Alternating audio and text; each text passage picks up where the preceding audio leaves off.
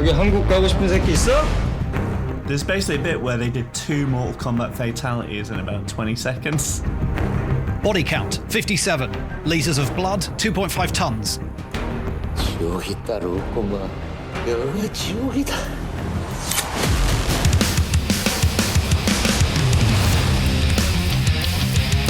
I am the most complete fighter in the world. Yippee-ki-yay, motherfucker. You can call it the art of fighting without fighting.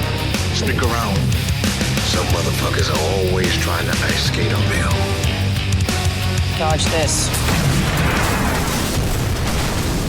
Welcome to Dodge This Season 2, Episode 2. Ooh, a little delay there, but we're back on track, sort of, probably. I don't know if you can start counting it from now in a couple of weeks' time, but nonetheless, we are here, and that's the main thing. And we've got a big one. It's Project Wolf Hunting. It's quite a lot of movie featuring quite a lot of blood. My name is Simon Fielder, and joining me, as ever, from somewhere else in the world, thanks to the modern miracle of technology, is Matthew John William Elizabeth Trent Heighton III. Thank you, and thank you for using my title. A lot of people think titles are dated and a sign of the elite. I love it. Not this guy.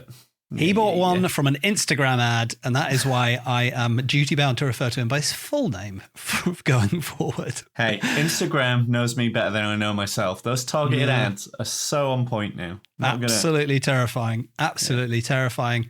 So we've got quite a lot to get through this episode, actually, and not least the extraordinary main feature that is Project Wolf Hunting all the way from South Korea. Before we get into that, as usual, I'd like to do a little bit of a roundup of things that we've seen outside the remit of the pod. Matthew, anything tickled your gizzards? Yeah, I mean, I have been watching a lot. I can't remember where we got up to last time I saw you, but I finally watched The Whale, which was a very, very good. Okay, haven't seen. Very good. The hype for Brendan Fraser, well deserved, actually. But yeah, that was probably the best thing I've seen. And then, I can't remember if I've seen you since this. I watched Knock at the Cabin. Don't know if we mentioned that last time, actually. No, I don't think we had. I think since I've seen you, I've watched quite a lot. So things relevant to the pod, I watched All Quiet on the Western Front and Black Panther Wakanda Forever. Okay. So both are All Quiet on the Western Front, absolutely incredible. Really? It is hard going at times, but oh my God, is that film, like, from a photography point of view, it is stunning. Wow, like, it's okay. So well.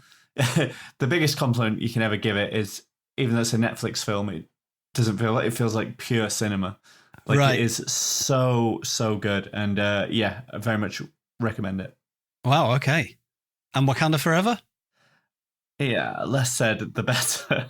Oh, no. Really didn't like it. He's a Marvel fanboy. This is a rarity to hear you not excited about a Marvel movie. Yeah, it just... Yeah, like all Marvel films, it's fine. Like, at worst, it's fine. This was like the Quantumania trailer last time. I was like, yeah, that looks 100% fine. Yeah. But I mean, it just, I don't know. I obviously, like, Wakanda Forever has the sort of Chadwick Boseman legacy and all what happened with him dying and everything. So they had to obviously write around that. But I just felt that it's just a bit boring, a bit messy, which... Ouch. Yeah. Maybe I'll get a gold. But finally, it was so much better than Scream 5 or whichever one it was. I thought I'd watch that because I got excited about Scream 6 from the new trailer. I thought, oh, that looks all right, actually. I'll watch Scream 5 first, thinking maybe they did revamp. Nah, it's terrible. Oh, no. I was very tempted when it came out. Just, I think, because it's been so long, maybe I'd forgotten all the ones in between. I was like, no, maybe I'll give that a look. Scream is still incredible. First Scream is still brilliant. Genre redefiner. I thought that's what they were going to do with this for a new generation. No. What about you? What have you been watching? Well, I'm still watching The Last of Us. I think I'm up to episode 4 now out of 5. Yeah, I think that's... No, I think it's 6 now, so. Is it? There may be even 6. I don't know, maybe 5, 6. Who knows? By the time this goes out, there might be another one. Yeah, it's great. It's still great. Still great. Still really enjoying it. Absolutely solid. I made a bit of a maverick maneuver last week, and I thought I had a bit of time, and I thought I want to go to the cinema, and I kind of just want to see something fun, and I did it, Matthew. Puss in Boots. I went to see Puss in Boots 2. Did you actually? No. I went to see Plane, the Gerard Butler movie. How was it? It was fine. It was absolutely, when it comes on Amazon Prime, probably in the next few months, you'll press play on it and you'll be like, yeah, that was absolutely all right, actually. Really does reek of Amazon Prime, actually. It didn't annoy me really at all, which I think is quite a good thing. It kind of set out its stall. It was like, look, this is what we're going to do. We're making this movie. Just pretend it's 1994. And yeah, it just did all the things that I thought it was going to do, and in a fine way. And at very few points was I like, oh, come on. It didn't happen. Did at any point any character say, I'm so motherfucking sick of these motherfucking planes on this motherfucking plane? Did that happen? Quite often, actually, yeah. That was probably my only complaint, was that they could have cut out a few people saying that. But yeah, otherwise, a meat and two veg, old-fashioned action thriller that is perfectly diverting for, I would say, the 90 to 100 minutes. Also, it wasn't fucking 2 hours 40 long or anything. Just gets in, did it, fucked off. Hey, this one, Project Wolf Hunting, that was 2 hours in and out. It's very appreciative of that. Yeah, that's true. Also saw, I would think, if you're up for it, I would like to do an episode where I don't know how it would be possible, but maybe we watch like 3 Chinese DTV action movies and talk about them, because there is this like burgeoning scene of Chinese streaming services just cranking out these quite low budget but not bad action movies, and they all come in at like 87 minutes. They're not mucking about. So I've got a few of them banked. I watched one called Fierce Cop, which was choreographed by the same guy who did the choreography for Raging Fire and Rurouni Kenshin. Oh, wow. I love Rurouni Kenshin. I still haven't watched it. I'd also like to get into that I don't know if Rurouni Kenshin's one for you. Interesting. I've got the first one on my list.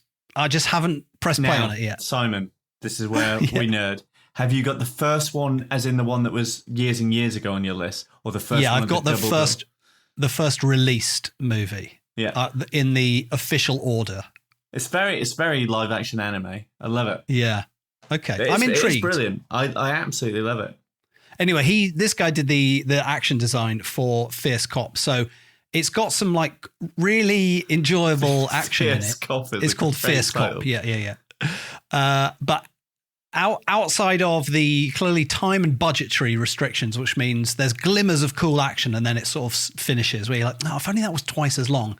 And outside of the action, it's a bit of a mess, TBH. But I think it's a very interesting rabbit hole to go down. There's at least 10 of these DTV movies with the word sniper in the title. We could watch several sniper movies. I would absolutely love to do that. This is something I was thinking about this last week, and we talked about this loads, about how unless you're really into like film and looking into this stuff, you never know what's a big budget film and a low budget film. Obviously, you can tell when you watch it, but I'd love to see a search function where you can search by budget and see what's really expensive, because so much expensive stuff, it ends up awful. And then, like you say, so much low budget stuff, I'd love to know how much they made it for, because like I can forgive so much on a budget if it's got vision. It's like when I found out that Accident Man 2 was shot in 11 days or something, and I was like the gif of Tim and Eric where he's like it's just incredible. I literally cannot fathom how it is possible to film a 90-minute action movie in 11 days. Yeah. This blows my mind. Anything with practical stunts as well, how long you'd have Oh my God. Yeah. I mean, we'll get into this in a minute in the trailers, but we're going to talk about that Matrix trailer behind the scenes in a second. But they were saying like, yeah, Matrix, John Wick, yeah. You know, the Matrix guy. The speed one on the bus, is it that one? Oh my God, my brain. It's good to see we know which one of the podcasts it's going to be. It's going to be one of those brains. Oh boy. But when he said like he had 12 weeks of training for certain new styles that he was doing, my brain both went, imagine having 12 weeks to put into just training, but also that's not enough for training, just to give him like the sort of stuff they do. So when they've got stuff doing 11 days, it's mad. Incredible. I mean, that speaks to, I think, the talent of everyone involved, that you just turn up on set and you're like, let's go. Yeah. I know the choreography. We've plotted everything out. You know, we've like pre-vised all the fights, all the shots. You've got to be so on it, haven't you? Fair play to all of them. It's like you want to sort of rate it higher because of everything. But it's so weird, isn't it? Like you don't take that into account. It's like Plane is like, it's like a sort of, medium budget of probably like $40 million. And like Accident Man's made for like under 2 or something insane. I really think that sort of thing should be worn on its sleeve. Like Everything Everywhere, scooping at the BAFTA. It's still, in Hollywood terms, a low budget film. And again, it's like, there's so much to be said about having an idea, having a vision, having a focus, and just doing what you can to get it on screen, rather than going through the Hollywood machine of it chewed up and spat through VFX and all the rest. Just same. I'll happily add a star onto a lot of things if I find out it's been done with. Well, let's put a pin in Chinese DTV movies and perhaps circle back around in a future episode. Also, FYI, I've watched 2 Bollywood movies in the last few weeks. Oh, nice. One on Netflix called An Action Hero, which is, I would say it's a sort of satirical drama, occasionally funny, occasionally actiony kind of. It was interesting to watch because it wasn't a mass crowd-pleasing Bollywood entertainer, and it was like, I feel like all we've seen is these Bollywood spectacles, and like our brains are like, well, this is what all Bollywood movies are, and it wasn't that. It was like, oh right, okay, cool. It's just like a movie that fits into a different compartment. So that was interesting. And I also watched what I was told was genre is the word you're looking for there. Genre compartment, yeah. I watched a Bollywood rom-com from the 1990s, one of the most fated of all time, called DDLJ, which stands for a lot of stuff in Hindi that I'm going to mispronounce the mangle. But if you've heard of it, you've heard of it. Yes, because it had Shah Rukh Khan in it from Pathaan. I think I watched that at university. Really? Yeah, it was very interesting. It was a solid 3 hours long, and it was pretty much everything that you have in your head that a Bollywood movie is, based on having seen clips of them when you were younger. It's that movie. So I think it was very nice for a bit of background shading. Any hoops. Hey, it's all good. This is quite a wittery intro, mate. We've got a lot covered. We're talking film, it's all good. That's it's a bloody film podcast in a way, isn't it? Let's smash through these trailers and get to the feature then. Come on then, press the trailer button. Welcome to the party, pal! Press it. Boop, boop. Activating trailers. Okay, there was a few, and I had to pare them down to the 3.5 that we've got here. Let's do them in order. A Netflixer, Kill Boksoon. I'm going to say this at the top of this. All these trailers this week I loved. I really enjoyed all these trailers. I feel like we had a real barren patch of nothing, and I feel like now we're getting stuff that I'm getting quite excited about. This looks great. This is textbook podcast, isn't it?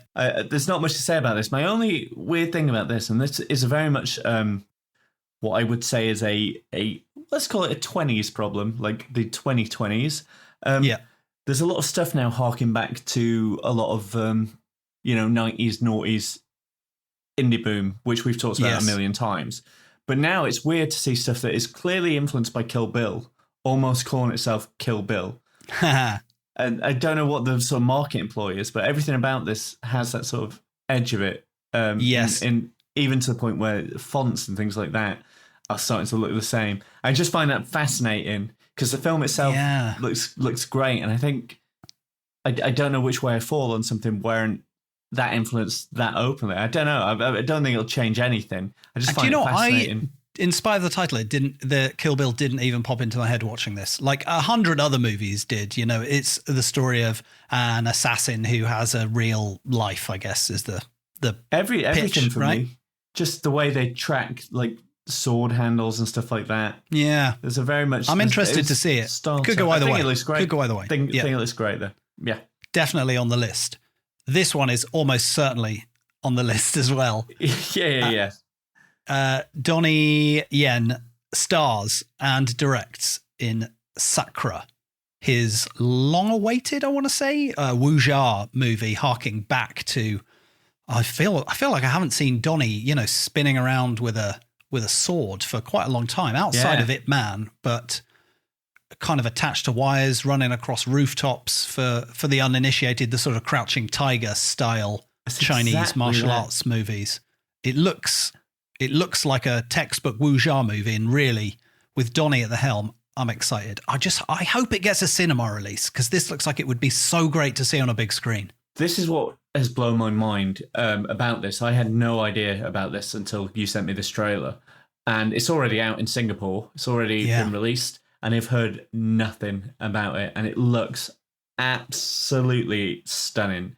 It looks epic. As a massive fan of the Holy Trinity that is Crouching Tiger, Hero, and House of Flying Daggers. I thought you were going to say Cars, Guns, Fists. Cars, Guns, Fists. No, that is the other Holy Trinity. But yeah, a lot of cars in this period piece. So few cars. They're there. They're dressed up as like houses and things. Yeah. But I mean, that was like we talked again, like coming from someone who loved Jackie Chan, sort of the Hong Kong cinema of the 90s, when there was that turn from Crouching Tiger and it sort of changed the whole landscape of martial arts films. Those three films, Tiger, Hero, Flying Daggers, they were just so spectacularally good, and they spawned so many knockoffs. But I don't think anything has hit those heights since, for that, like you say, that sort of, it's like, I call them wire epics, essentially. Like big, like fluid set pieces, beautiful choreography, beautiful, like stunning soundtrack. And just watching this hit all those notes, but it didn't feel like a throwback, or it didn't feel like something trying to be something else. It just looked incredible. And I was so excited watching this trailer. And like you say, I hope it gets a massive release.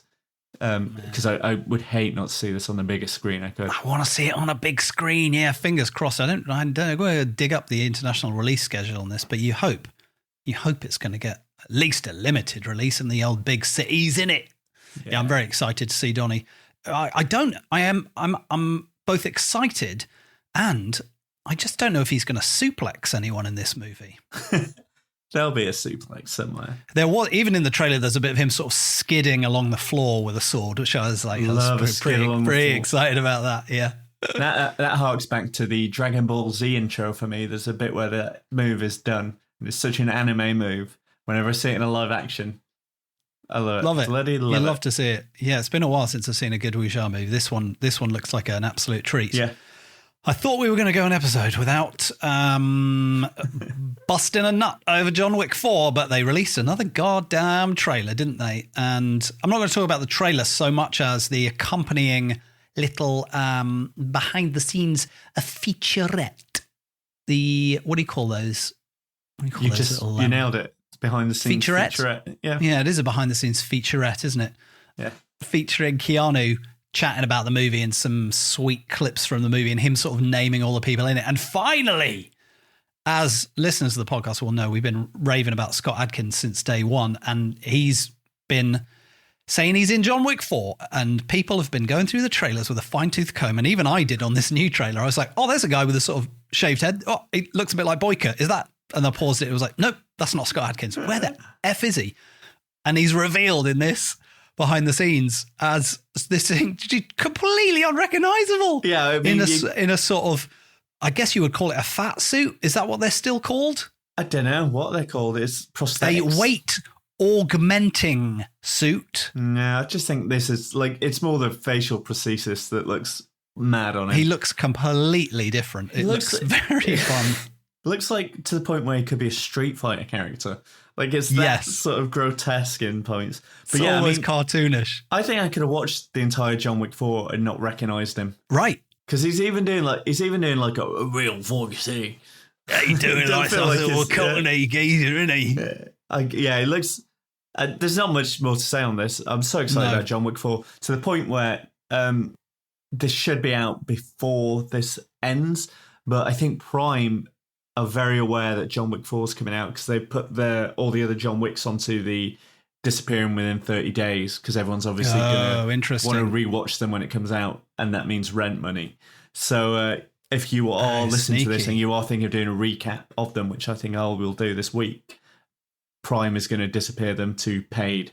So try and get on that ASAP. Yes. I think over here, and presumably in the US, they're on HBO Max at the moment, interestingly. Oh, are they? Which I mean, yeah, we not don't get interestingly, that. but we don't get that. So that's very exciting. And you can see prostheticed up Scott Adkins clotheslining Keanu Reeves very briefly in that trailer. We've got one more trailer, and this one's an absolute doozy.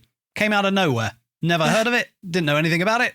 It's called Sisu, which means something in Finnish.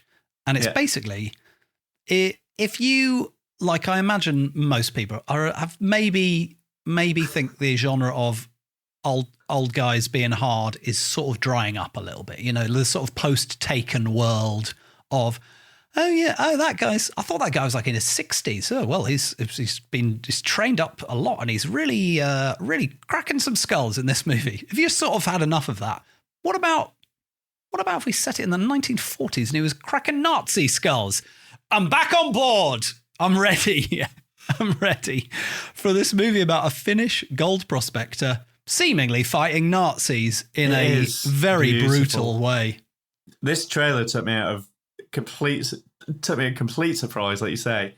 Oh my God. This is tick, tick, tick for me. Everything in this trailer, started. It's off also where the it's red band trailer, so it's they show the blood and the crunchy bits, you know. And from the trailer, you can see it's self-aware, so it knows it's a bit ridiculous and stuff like that. It's set out, it's gold. It's very over the top at times, but it does look like it's got some heart to it. But I mean, there is a bit in the trailer. Watch the red band trailer where he throws a landmine at someone. It's absolutely incredible. I was already enjoying the trailer. Then that happened. I was like, okay, I'm gonna be putting this on my Google search. This is where we are with that shot. They're like, this is the movie. This is the movie you're getting, you guys. And they're great. It's a great setup as well. So if you watch the trailer, this is second one. He finds this massive old hard guy. We don't know much about him. Finds a massive deposit of gold.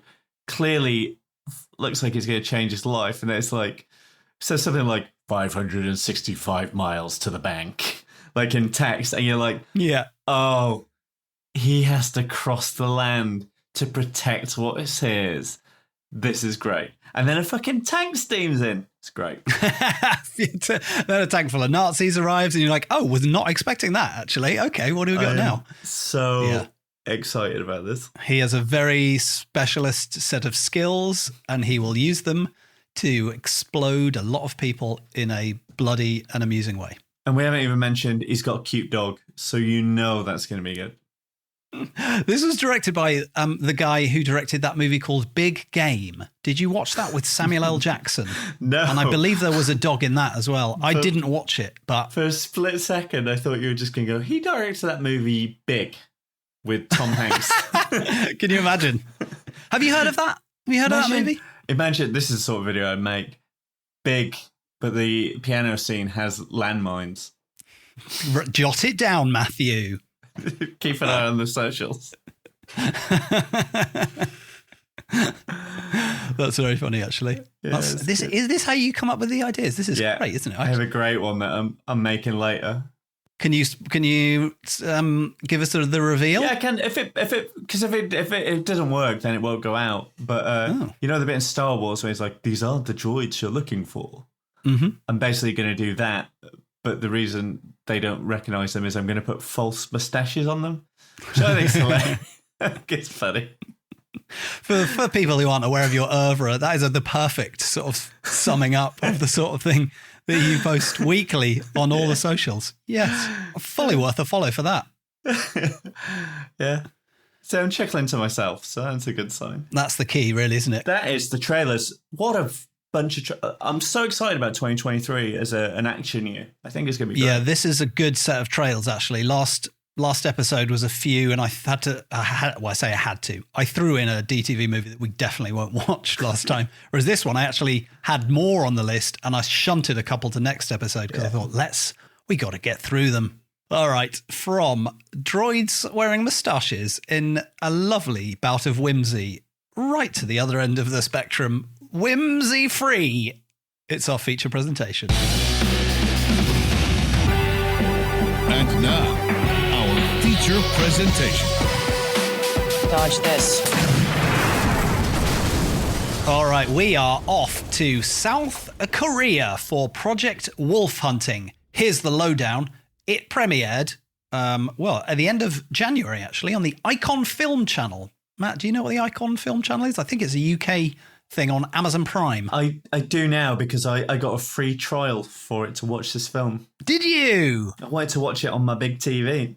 Lovely stuff. Speaking of sort of a back referencing the Donnie Yen movie, this movie is getting a limited release in UK cinemas on the 10th of March. Good. So if you are sort of super excited to see what, no spoilers, but 2.5 tons of blood looks like on the biggest screen possible, you could probably hang about for a couple of weeks and see it on the big screen. I can only imagine what this would be like to watch on the big screen. Is that how much blood they use? According to the director, they use 2.5 tons of blood. Let's start at the beginning. Let's start. Matt, do one of your absolutely classic plot sum-ups for us. Okay. So. And I think, actually, before we get into this, where do we want to sit on spoilers? Because I will say there's one major thing in this movie that I don't think it's a spoiler because it is set up quite early, but it does really impact the second half of the film. Yeah, I think, and I generally will say this now, I'm going to talk about this in full. So if you are thinking you want to go in there completely disarmed, I'd say come back to the podcast after you watched it. I will agree with that, yeah. Sorry you've got this far in. We should have said that at the beginning of the show. But yeah, I think this one, it's so hard to talk about it without specifics. Yeah. And I think I went in not knowing anything. So I think you will enjoy it more if things surprise you. So maybe give it a pause. Hop on the Icon Film Channel free 7-day trial on Amazon Prime. And you can watch it. Or if you're going to go and see it in the cinema, just come back and listen to this in a couple of weeks. I'm so sorry. I'll skip to the end. But you've had a lovely, fun 20 minutes of classic Simon and Matt Bantz. Okay. With that in mind, Matthew, the plot summary, which I suppose now can give us more of the salient details. Okay, so we're South Korea film. We are opening with, we know a bunch of red notice criminals are going to be moved to Korea, somewhere in Korea. Quick question. Plane. Yeah. What is a red notice aside from a Netflix film with Dwayne Johnson and Ryan Reynolds? Please didn't watch it. What I can say is very, very bad. What I can is my guess. From this is the worst of the worst. If you've been given a red notice, it's like a most wanted, essentially. You're a real naughty one. Yeah, you're wrongin'. You're an absolute rotter. You're a pesky little villain. You're an absolute rotter. Okay, so they're going to put them on a ship and transport them to the Philippines, apparently. No, right? They're going to put them on a plane at first and transport them. Gotcha. Yep. But one of the criminals going on the plane is targeted by a suicide bomber who says enough is enough. Bang. So they decide to put all these criminals on a cargo ship that will be full of detectives and armed police and just a minimum skeleton crew. And the idea is to ship them from point A to point B. Classic ship stuff. Simple as. What could go wrong? These criminals, as I say, they're naughty boys. They are pesky villains. Naughty boys and girls. They're pesky wrong-uns. And they have essentially orchestrated an escape So this escape goes down, shit goes bad. Oh, boy. This is already a good film. People are getting killed. There is a lot of blood. When the There's blood already- starts coming, There's already a lot of... it does not stop. And you think, well... Well, it's a cops and these- robbers film, isn't it, at this point? It is. It's good versus bad. It's got that under siege containment sort of. There's nowhere to run except the sea, so it's going to go through, and it is playing out like exactly that sort of thing. They're on a ship. The first thing they do is they're going to disable everything. They're going to cut off from the outside world, and then the outside are going to have to figure out what's going on whilst the good guys try and survive. That's where you go. You think we're going to root for the good guys, probably, because they're cops, and hopefully they'll catch all the criminals. That's where you are, isn't it? About And you think 20 this is going minutes to be in. a great 2-hour film. It's going to be who's going to be last people standing. Oh, Matthew. 1 hour in, it does one of my favourite things. It Dusk Till Dawns it. It does Dusk Till Dawn it. That's exactly what it does. This is called the Stephen King effect. I'll talk about it in a minute. And it twists a unknown element into it that comes out of nowhere. In this case, something that is, I would say, borders on the supernatural. There is an old World War II. It's kind of a super soldier, sort of Captain America gone wrong. And this thing that is supposed to be anaesthetized on the ship, being shipped alongside these villains, wakes up because of the amount of blood that drips into its face. Is that And what it happens? the blood goes through the drain, it hits the pipe, and it wakes it up out of its... I didn't remember that. It pulls it out of its anaesthetized sleep. Incredible. And this thing is essentially an unstoppable monster. Now, the same thing plays out. And what I love about this film is it feels like a who's going to survive till the end. And it really gives you enough about each character. There's a lot of people at the start of this. And it's very good at red herring. Yeah. Who's going to get it properly Game of Thrones this. No one you think is safe. And even the way you think they might sort of have their little arcs that will lead to like a showdown between A and B and X and Y. Absolutely. This rogue element decimates He them. just arrives and just kills like half the people in the film in about 10 minutes. And then you're like, what the insane. absolute tits is happening? It comes in at an hour in. So, as I said, Dusk Till Dawn's it. I once watched a featurette of Dusk Till Dawn. This is in the 90s when, this is pre-DVD. A behind-the-scenes featurette, Matthew. A behind-the-scenes featurette. So I love you may have those. heard them. Yeah. And I remember, I can't remember if it was Tarantino or Robert Rodriguez used this term. Because Dusk Till Dawn is one of my favourite films of that era. And I had no idea about that film, which is why, if you're still listening and you did pause, I'm glad you did, because I love a film that I don't know enough about that suddenly twists. I never knew there's a vampire element in Dusk Till Dawn when I watched it. And it blew preemptive my spoilers mind. for the 25-year-old movie there. yeah. And they called this the Stephen King effect, which is the idea. It's what Stephen King does in his writings. You'll see it in any adaptation if you watch a film of it. He gives you the characters, whether they're good or bad, and he sets their world, and he gives you enough of those characters to understand their day-to-day life or their day-to-day situation or their situation at that point, because you know enough characters to start caring for them and understanding the dynamics that they are facing in what you think is their story. And the Stephen King effect is essentially like snapping a branch and the earth falls away from underneath you. Like you suddenly just drag them through hell. It's the idea you go normal, drag through hell. And that's exactly what Dusk Till Dawn was. It was like a criminal film, like a Bonnie and Clyde style film that suddenly was dragged through hell. And this is exactly that. And I've not seen a film do it this well since Dusk Till Dawn. I really loved how they executed this. Yeah, very interesting comparison. That I think that is the closest, at least that I can remember. It's just it's a massive reveal, isn't it? I suppose what it is. You could almost say like a movie like Parasite or something, where suddenly everything turns and it becomes like a different movie. Except this movie has 2.5 tons of blood. I don't know if I mentioned that before.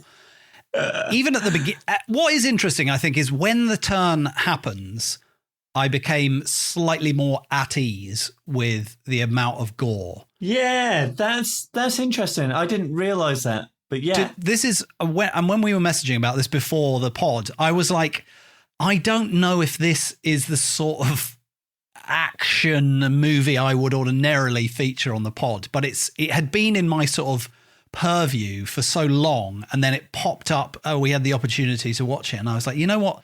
It is an action movie. It is action packed for the best part of 2 hours, but it's also like a horror movie. It's a sci-fi movie. It's so many genres kind of melded into one. It's so interesting, isn't it? The thing that it put me in mind of, because I have no problem with gory films. I watch a lot of them. But you're right.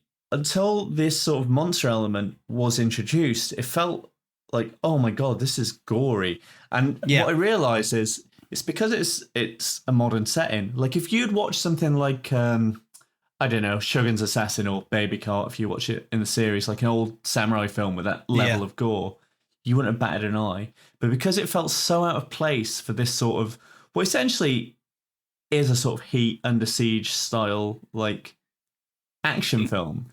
Yes, to some extent. Although don't go in expecting either of those things. That, but you know what I mean? Like, yeah. It's a modern day setting. There's modern cops, modern criminals. The conventions of this sort of film, even sort of if you watch like some of the, you know, the Asian cinema we watched, like Raging Fire is a really good comparison for that sort of gun and hand-on-hand combat, where the blows still feel very heavy. You don't expect this sort of like amount of spray. I mean, if I could summarize this film in a noise, it'd just be just whoever is credited with arterial spray on this movie should get some kind of award, even compared to movies like The Night Comes for Us, which are so stabby. Great comparison. Very bloody. This is like that squared. Nobody just gets, just killed. Everyone has a knife stuck in their neck and blood squirts out, like aggressively squirts out. And that is just the criminals and the cops at the beginning. This is before the he's called Alpha, I think. This super soldier Frankenstein monster arrives, and then oh boy, then people's heads start getting burst, limbs start coming off. And oddly, I can't tell if I was desensitized to it by then, or because it was a monster movie, it didn't feel as unpleasant. No, exactly that. I went through I hadn't registered on a conscious level, but exactly the same. Yeah, it's crazy though. Like there's obviously a lot of love put into this film. Hong Son Kim is the director, and they wrote and directed this, and this is a passion project. Because I will say this, like they've thought this through. They know what they want to create. The Foley on this film is next level, to the point where one of my favorite things on this film is the Alpha's the monster. The way it sounds so heavy because of the detail they've given to the footsteps. Yes, he's got such heavy feet. It feels like this. It's the only way. So I don't know if you've ever played these games, but if you ever played Resident Evil, like any of the remakes especially, they feel like a sort of Mr. X style tyrant, where they're always round the corner, and even if you knock them down, they're going to get back up. And you just have this level of like, it's there stalking you on some level. And yes, I got the Resident Evil Nemesis vibes from it. Yeah, exactly that sort of, Mr. X Nemesis, exactly that. Even to the point where some of the plot feels like, if they said, oh, it's a pharmaceutical company that's obviously manipulating this World War II weapon, they could have been the Umbrella Corporation. 100%. Yeah. And definitely I do wonder if that is an influence. But yeah, I mean, again, like it did it in stages. What's really good about this film is, from our point of view, like you say, I understand why you say I don't think this is an action, because I do think it falls more into horror. I think you're right there. But it is choreographed well. And it does hit gunfight, and it does hit hand to hand. And there's a lot of great stunt work. Like there's people getting smashed through things, over things. There's so many people attached to wires, like getting thrown across rooms and stuff. Yeah. That's very enjoyable. It is. It's great. But what I like about this is the pacing of it. I think like it sort of does it in 3 tiers, with a little sort of prologue at the beginning to sort of set up why these criminals are on. But it's sort of like you have the first level of the story, which is put the criminals on this boat, have them escape. That's the first hour, essentially, and have everything come to a head. And that in itself is an enjoyable watch. Then it escalates it with this thing it's seeded perfectly well. You know this thing is there. You know something's happening. That wakes up.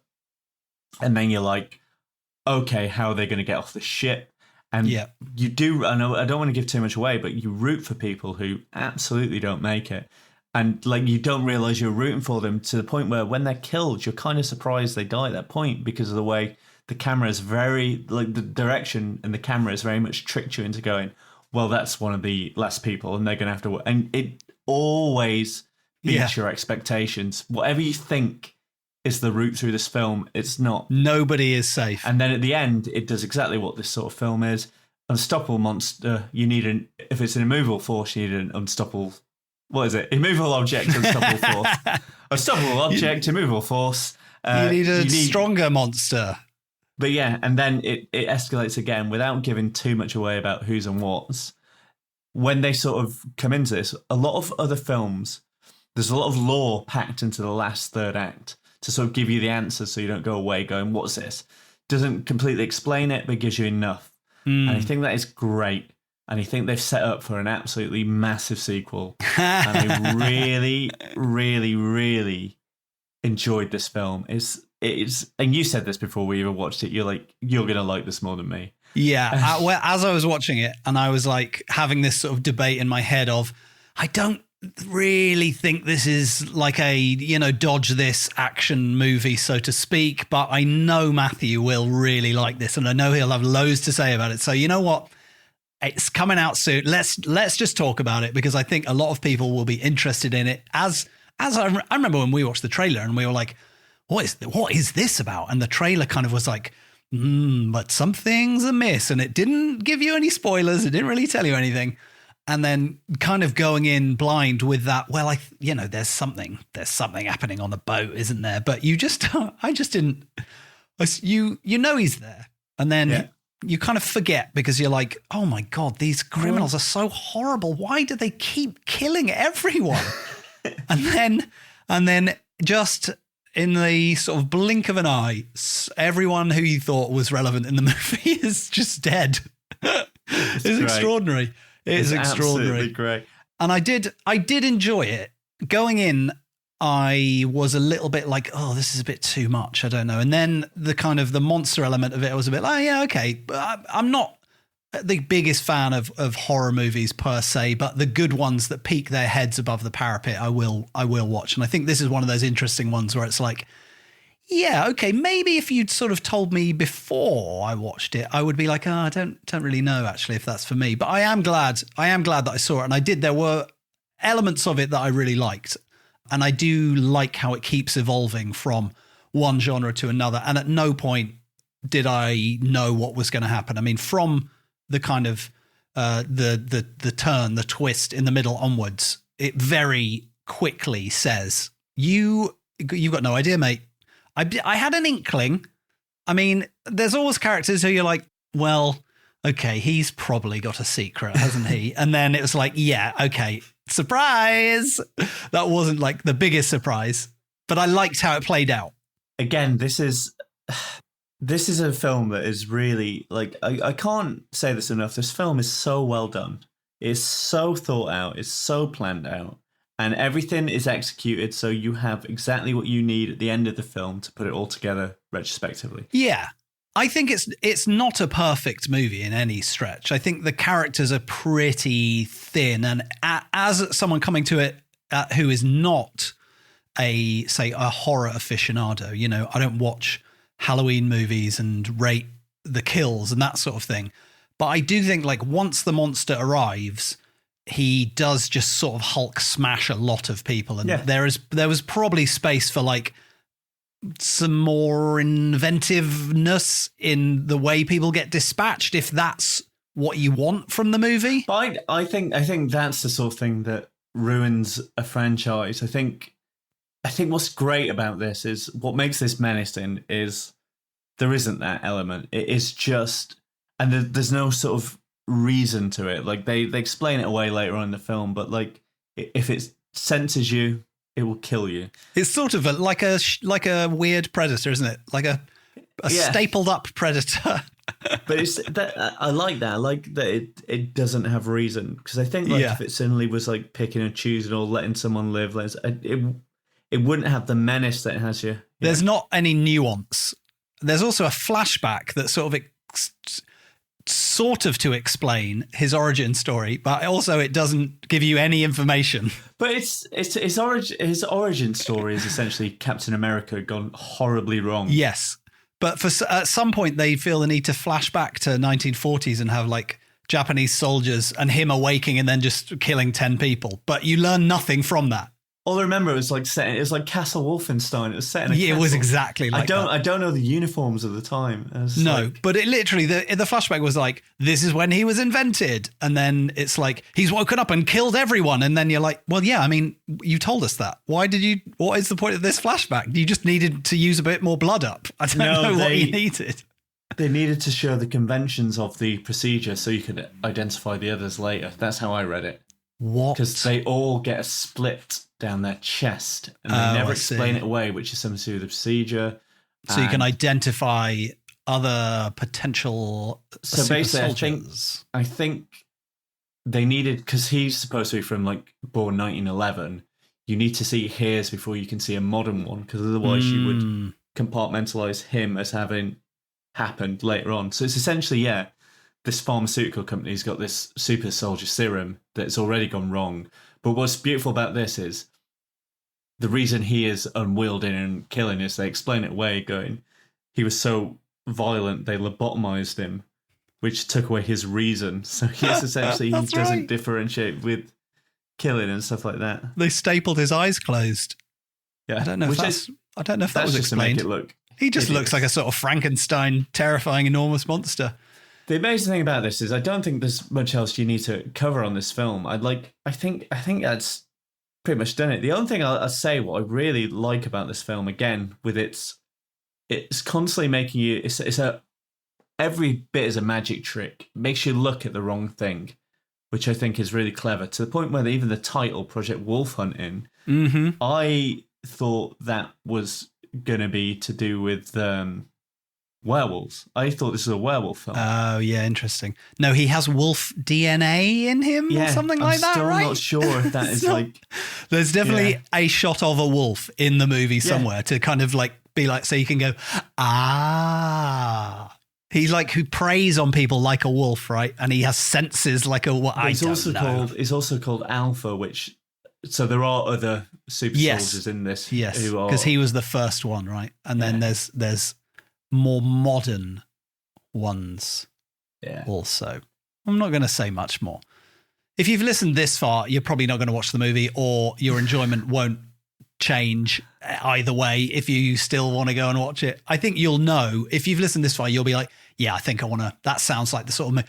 How much blood is there? Is there over 2 tons of blood? Yes, I would like to see it. I would like to see that. Is that a record? Because the new Evil Dead's supposed to set the record, isn't it? There's a new Evil Dead? Yeah, and it's done by we must have touched upon this.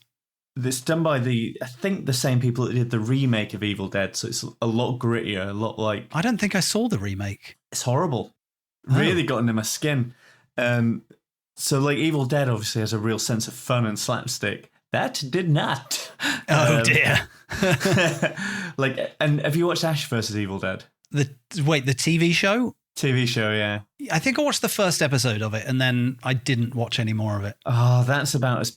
I generally, next to Evil Dead 2, that's as perfect as Evil Dead gets. And I don't know if this is going to sort of balance the two, where it's still got a sense of fun and it's absolutely horrific, but I think they are going to set the record for blood by the sounds of things. Wow. Another little fact about this movie, the official body count is 57, apparently. Nice. 57.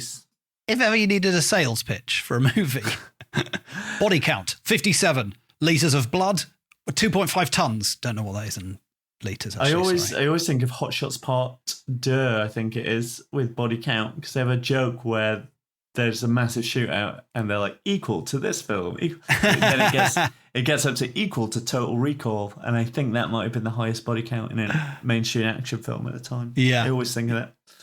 Yeah. Boring little bit of my past. No, good. It's a good fact.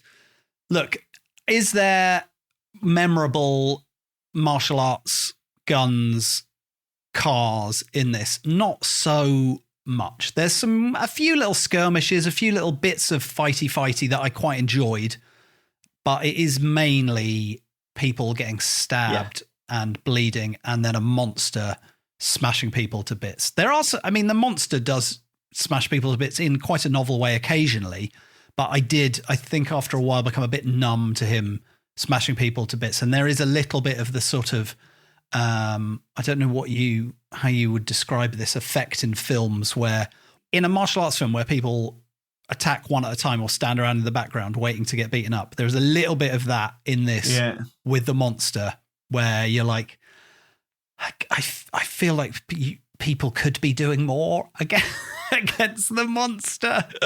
Also, after the police have about 10 of them absolutely brutally murdered, then they catch up with all the criminals and they're just like, right, we need to have a good old talking to you pesky little villains, instead of just being like, we're the police, we are going to shoot you because you've murdered quite a lot of policemen. I'm sorry. I don't want to sound too NRA about this, but I think they're well within their rights to shoot some of the criminals while they were doing murders and they still weren't shooting them. Anyway, this movie has none of the humor of Evil Dead. There is not a great deal of tongue in cheek. It is very, very on the nose. It is, I think, he set out to make this movie. He set out to make a movie where every injury or piece of death is accompanied by blood spraying everywhere. And you can't fault that. He's definitely delivered, I think, the bloodiest movie I've ever seen. It's up there. It is up there. And I'm saying that. And I don't watch a lot of horror movies, but yeah, if you rank it, then I think we're onto something. Yeah, it is definitely up there. I would say give it a go. If you are not put off by blood, give it a go. I think if you're like me and you lean into horror and action, I think this is the perfect sort of nugget for you. This is the sort of film that I absolutely love. It is the perfect sort of film that I love watching. Wife's gone to bed. I'm up a bit late. I thought, just sit down. I've got 2 hours till bedtime. And I just, don't take my eyes off the screen. I think this is great. There's some real, like, in the worst possible way, fun bits in this film. And brutal. Again, Hong Sung Kim, who's done this, they clearly cared about this film. They clearly wanted to everything they set out to do. I think they probably got onto the Looks screen. great. And also, to hark back to our budget conversation, couldn't tell you. Absolutely no idea. Yeah, I it's definitely like they shot it on 2 real ships, apparently, and then they also built a big set, and it all looks great. And I don't know how much 2.5 tons of blood costs, but you've got to have a budget just for that. Well, let's think about it. How much is a tub of golden syrup? Okay. That's the average, isn't it? Is that quiz they have in Empire? How much is a tub of golden syrup? But this. Have you ever made fake blood for a film? I don't believe I have anything. actually. No. So this is a corn little syrup, off the thing. Right? Myself and another comedian, Ben Target, once made, I think it was about 10 litres of fake blood for a gig. And that's how you make it. You get golden syrup, you put hot water in it so it melts down a little bit and it's a bit thinner, put red food colouring in, and then you get a little bit of chocolate powder to darken it because otherwise it's too red. Wow. And then that's how you make simple fake blood. I'm not sure if that is Hollywood standard still, but they used to use that recipe for a long time. That's the Alfred Hitchcock school of psycho blood. Yeah. Yeah, you can't use pig's blood anymore. Shame, actually, because I got loads I'm trying to get rid of. Oh, well. Yeah. You got an action replay? I know mine. I'm going to take the easy way out. Oh, no, actually. I was going to say when he arrives, but that's just, too easy. All right, it's going to be when this is it a spoiler? What is a spoiler? It's when the one who you think might make it, the cop, bites the bites the monster's arm off. Yeah, that was one of my two. I forgot it, and as I started saying it's just when the monster arrives, I was like, oh no, I remembered one of the most ludicrous moments in this film. He chews his arm Where, off. because he's a Frankenstein and he's had his arm sewn back on, the cop just goes, I'm gonna die, but before I do, I'm taking an arm. And he just somehow chews through his arm such that it comes off. I mean, again, these are the types of things that happen in this movie that will probably tell you whether or not you're going to enjoy it. Oh, that is good. That was going to be one of my two. My other one, I actually rewound this bit because I enjoyed it so much. Oh my goodness. It's not nice, but really appreciated it. There's basically a bit where they did 2 Mortal Kombat fatalities in about 20 seconds. And one of them is literally, I had to watch it. The reason I rewound it is because I couldn't tell if it was CGI or prosthetic, and I still can't. But basically, he does a Kano heart rip and then decides that's not dead enough. So he just repeatedly punches into a person. And then he turns around and he does a Jax and tears someone's arm off. And I had to... Great Mortal Kombat references, to be fair. I had to rewatch it simply because I still can't tell. And this is a real strength of this. I get the sense most of this stuff is practical. Yeah. And I cannot tell you how they've done some of it. That is true, actually. If you're fed up with all the CGI and Marvelitis, maybe a bit harsh to lumber it all on Marvel, but it does feel like a very traditional practical effects movie. I mean, obviously, there's 2.5 litres of blood, for God's sake, but there was no points that really, like, CG stood out. I'm sure there's loads of it. There's probably loads of green screen and backgrounds and stuff, yeah. There's definitely wire work, some really good wire work. Loads of wire work, people flying about the place because they've been punched in the chest by a massive Frankenstein with stapled up eyes. Yeah. Yeah, I'll take Mortal Kombat moves. That's a perfect action replay, actually. And the fact that you actually action replayed it when you watched it. It happened so fast. And because, like, it was such a weird bit because it was in a flashback as well. I just was like, oh, what? I just was like, I'm going to go back 20 seconds and see what happened then. Yeah, it's great. Really Incredible good. scenes. All right, that about wraps it up for episode 2 of season 2. Welcome back. It's Dodge This is an action movie podcast, and that is the end. Hey, in the meantime, follow us on all the socials. OVO. If you want to watch Project Wolf Hunting, I'll give it one more little pluggo. It's on the Icon Film channel in the UK, and it's also being released by Wellgo in the US, which I suspect possibly means it could show up on the old Hi-R streaming service that I'm a big fan of, as you well know. Also, it's got a little release in UK cinemas from the 10th of March. If it sounds like the kind of thing you're into, go and see it in the cinema, obviously. Seeing this with an audience, I think, would be quite an experience. Like, just 100 people all kind of wincing at the same time or laughing because it's so gross, I think would be great. Puts a knife in slowly. That doesn't even narrow it down. I don't even know what bit that is. Into his cheek. Horrible. Yeah, it's quite horrible in a lot of ways. But your mileage may vary. That brings us to the end of Dodge This. We'll see you next time. If you want to get in touch with us, you can tweet us or find me and Matt separately. If you want to be the biggest fan of the podcast ever, you can go on a Buzzsprout page and subscribe. Any more business?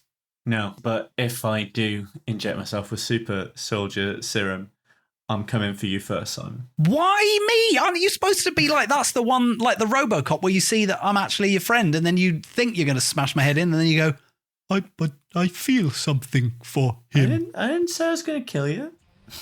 You're just going to come and give me a big hug. Yeah, which will probably kill you.